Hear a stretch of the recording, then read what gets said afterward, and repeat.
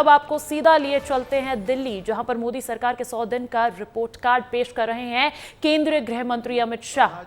और 5 लाख तक की स्वास्थ्य की सुविधाएं देने का काम नरेंद्र मोदी जी ने किया है और हमें लक्ष्य लेकर चले हैं कि अगली बार जब चुनाव में जाएंगे इस देश में कोई व्यक्ति घर बगैर का नहीं होगा। युवाओं के लिए ढेर सारे मौके तराशे गए हैं।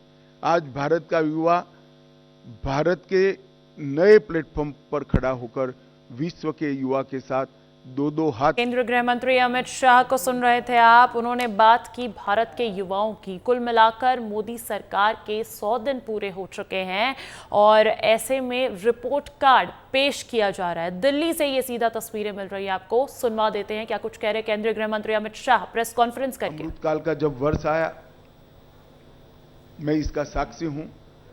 कई सारे सुझाव आए थे और मोदी जी ने हमेशा की तरह अपनी अनूठी स्टाइल से अमृत काल के वर्ष को इस तरह से मनाया कि जब अमृत काल का वर्ष समाप्त हुआ तो अमृत काल शुरू हुआ और 140 करोड़ लोग 2047 में महान भारत की रचना के संकल्प के साझीदार बने और भारत के विकास की यात्रा के भी साझीदार बने।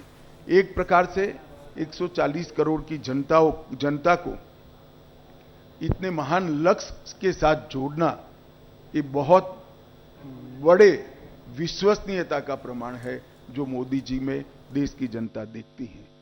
तीसरे मैंडेट के बाद 100 दिन समाप्त हो रहे हैं। 100 दिन में लगभग 15 लाख करोड़ रुपए की परियोजनाओं को चालू किया गया है।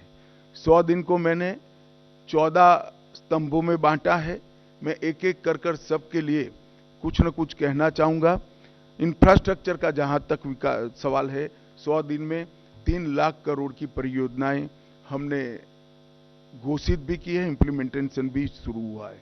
महाराष्ट्र के वर्धमान में 76,000 करोड़ की लागत से मेगा पोर्ट बनेगा जो पहले दिन से ही विश्व के 10 प्रमुख बंदरगाहों में शामिल होगा।